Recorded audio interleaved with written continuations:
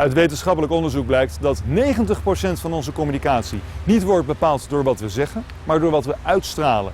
Met onze lichaamshouding, onze intonatie, onze gezichtsuitdrukkingen. De Amerikaanse psycholoog Dr. Barry Goodfield heeft een eigen methode ontwikkeld om te zien wat we nou eigenlijk zeggen met onze non-verbale communicatie. Hij noemt het non-verbale lek.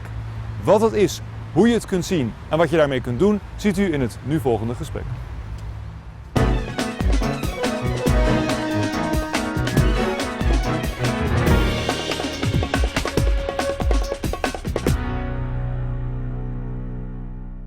You've come up with a method called the nonverbal leak. Can you explain to us in a couple of sentences what that is? Well, the nonverbal leak basically is the other half of our message. We have a conscious message, unconscious message, verbal and nonverbal. And if you can isolate the nonverbal leak, basically what you get is what somebody really says and what they really feel. If you can think about the nonverbal leak as kind of a, like a filter. You know, it's I can see you well.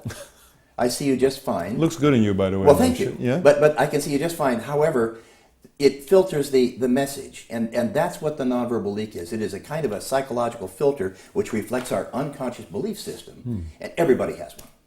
What are nonverbal leaks? When you look at somebody, what is it that you try to see, or what is it that you pay attention to? Well, I want to see something that is repetitive. I need to see that it happens over and over.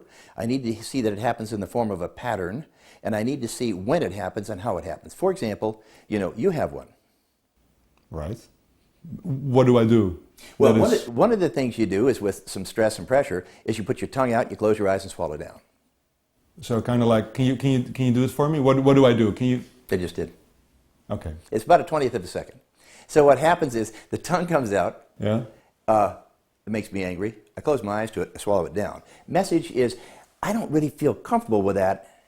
Maybe there's another way of saying it, and so you have that response, show it, and then you come back and rephrase it in a way that makes it more palatable for you and for me as the receiver of that message. We've been raised to not show a lot of what we feel. And we call, when somebody really does that, we call them civilized. We call them educated, which means to not show what you really feel.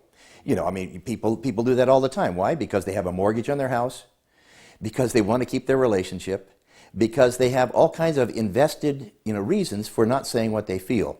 And what we do, in management consulting and working with governments, working in any kind of place, is to try to find out what somebody's conscious agenda is in relationship to his or her unconscious agenda. And with so you can be more effective. Nonverbal leak, you can look at this unconscious agenda. Absolutely right. One of the things you did, for instance, the last many months, is you looked at all the debates of the American political candidates for presidency. Well, I sure did.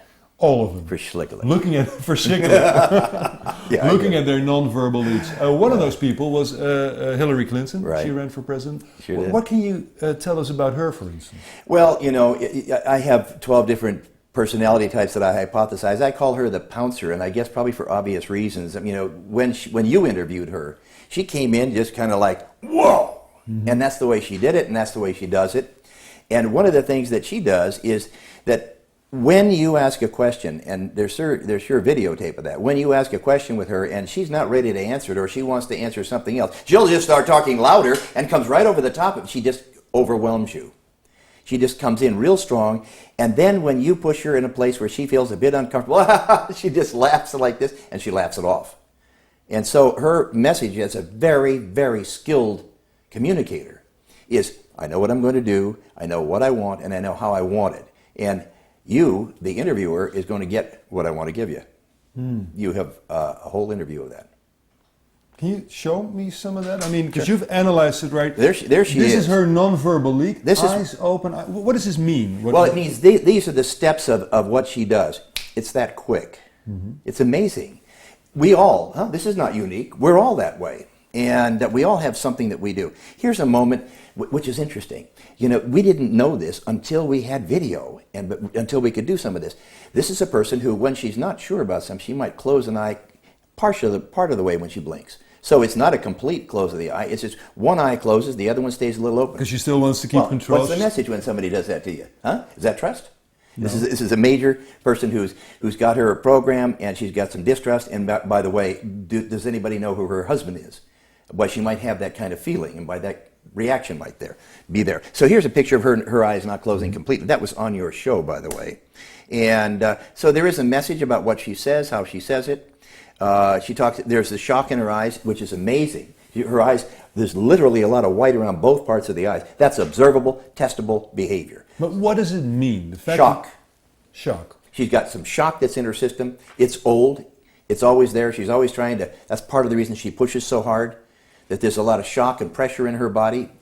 Look at the way she walks in. But I tried to ask her a couple of critical questions, but nothing that she would be shocked by. And still you say she expressed during our conversation shock by opening her eyes very wide. And that is a non-verbal leak.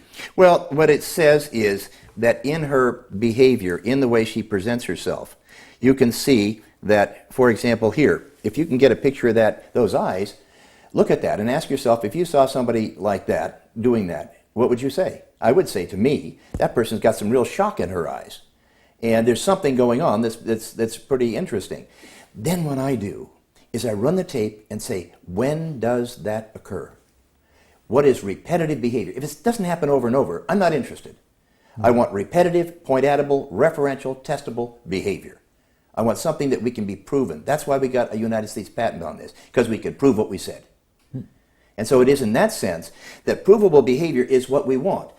People at NATO are interested in that. People who are business executives in that. People, if you're hiring somebody and you're going to spend a lot of money, especially in Holland, with the golden umbrella that you guys have, you know, sometimes, which I should talk as an American, come on.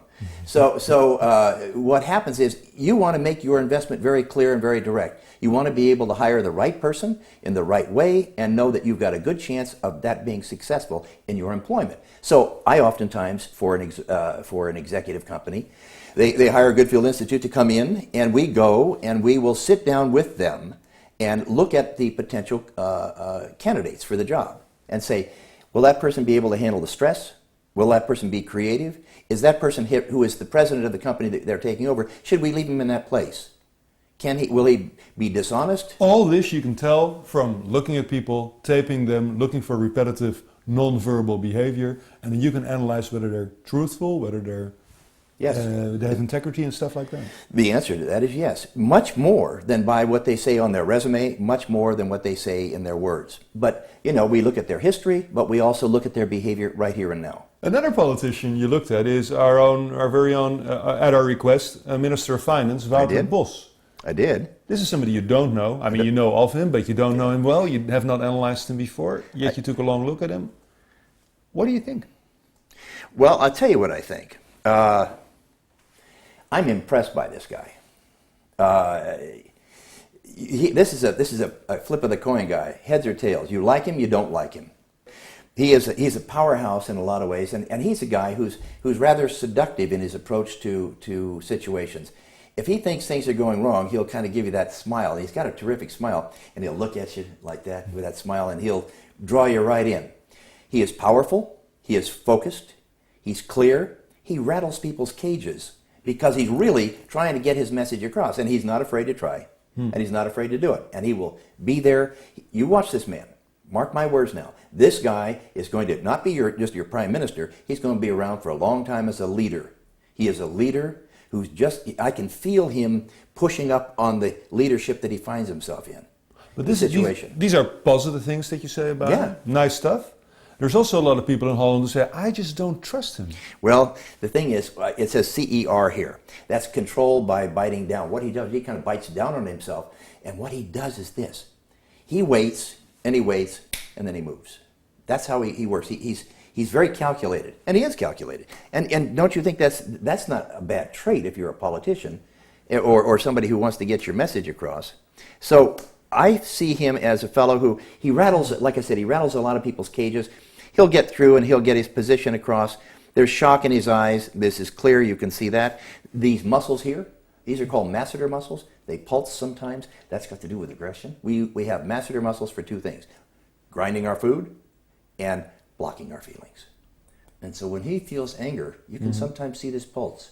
And then he swallows it down. So when he does that, I know that there's something going on. If I want to analyze it, I roll the tape back and say, what was happening just before that? What was the question that you asked him that caused him to have that reaction? So I'll look at that. That's data. I'll make a little note about it. If I see it repetitive over and over again, then I will make some inference about it. So here's the blocked aggression, and then what do you do with that? So the aggression from the masseter muscles, you swallow it down. Why? Because you're a civilized person. Do people find it scary what you do? I've used this word before. Do people find it, are they a little bit, I don't know what the word would be, but they're a bit hesitant to, for instance, analyze themselves or allow you to analyze them? Well, in workshops, people come there for that. In professional trainings, which we do, we take, again, here, business executives, and we will sit down with them and help them to look at their evaluations and be more clear about what they already see and to be able to organize that information. Is it scary? Well, you're talking about information. How scary was it when we first started television, when we first started talking about the internet? We're talking about the presentation of data here. I mean, you go back to Gutenberg and the printing press, you can have all this stuff. But new information raises anxiety because it potentially offers more data and more choices and more reasons to understand the whys and hows of our choices. Well, for instance, I said this at the beginning of the interview. I feel uncomfortable sitting here, not that uncomfortable, but a little across from you, because I have the feeling that you're constantly analyzing me. I am. And what does that tell you? Well, it tells me the same thing that you're doing, because I assume that you're doing the same. Why not? Why wouldn't you? Except for that I don't have the techniques that you use. I can see whether you're comfortable or not, but that's about it. Yeah. Right? Well, I mean, you say I didn't have the techniques. The other camera can show you that you put your finger over your mouth when you did that, which is to say I don't say that. So you don't have the techniques. Of course you don't have the techniques, but you have the feeling of it. And what I do is help you to understand what you already feel a lot of times. Why do I feel uncomfortable? You know what it is when you walk into a room and somebody is there and you feel like they've sucked the air out of it, or you walk into a room and you just feel like you've known that person forever.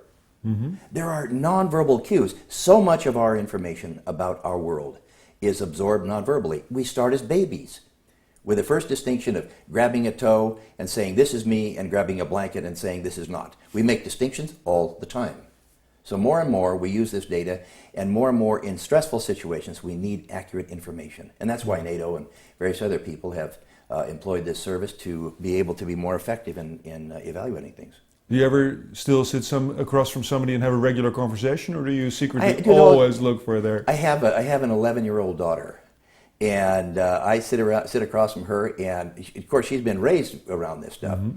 And at dinner the other night she said, "Daddy, why are you angry?" I said, "I'm not angry." She said, "Your masseter muscle's pulsing." Was she right though? Were you angry? Well, at the moment I was. I said, "Yeah, you know why I'm angry?" I said, "Because Mommy called me down for dinner, and I was in the middle of writing something that I have to write, and we made a deal. I come to dinner, and I'm thinking, I got this agenda. I want to get this thing out. I'm halfway through an email, so for schlickly, come on, I got to do this thing. I come down to dinner. I sit there. Yes, darling, I'm not going to lie to you. You were right. You read me well." And then the moment you've analyzed this, it allows you to... It's over. Okay. We talked about what was really happening. And do you see what happens there? You just did it again. I did what? Why though? I don't know. Why would I do that? Well, why would you do that? There's a reason for that. Are you feeling more comfortable? I'm feeling fine. Good, that's Pretty great. much. That's good. No. I have a feeling you don't believe it. The fact that you closed your eyes when you said yes? Did I close my eyes when I said you did. yes? It's right there. Of course you did. But the point is, that's perfectly okay. It's other half of the information. Remember, I said the nonverbal leak is repetitive, happens over and over. It is unconscious, below the level of awareness. It reflects in a pattern of how you do it. And more than that, in that presentation, it is the other half of the message. It says, yeah, I'm comfortable. Well, partially comfortable. I mean, I just was telling you I was uncomfortable about sitting across from a guy. So the answer is, on a conscious level, yes, I'm comfortable. On an unconscious level, I feel a little bit naked, so I'm not so completely comfortable. True. Very true. So that's really it's the other half of the message. More data. Don't we need more data now for better decisions and better strategies? Okay. Dr. Goodfield, thanks very much. It's my pleasure.